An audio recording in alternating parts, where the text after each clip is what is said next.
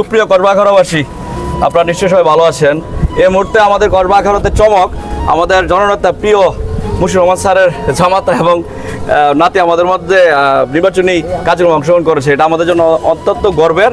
আর আজকের অবস্থা কি আমি আমাদের সাথে একটু আলোচনা করে আপনাদেরকে শোনাবো। আসসালামু আলাইকুম। ভালো আছেন? জি ভালো। ভালো আছেন?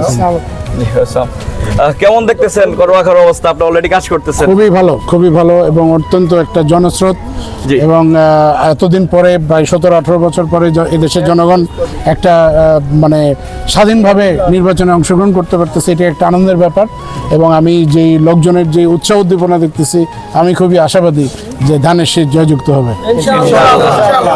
সর্বশেষ আপনি এক হিসেবে আমাদের আখাউড়ার জামাই, খুব আকর্ষণ আমাদের জন্য। প্রিয় ভাই ও বোনেরা, উনি অত্যন্ত একজন ভালো লোক। উনি সারা জীবন ওনার দেশের জন্য, উনি এই মাটির সন্তান এবং উনি সারা জীবন এই দেশের জন্য উনি কাজ করেছেন।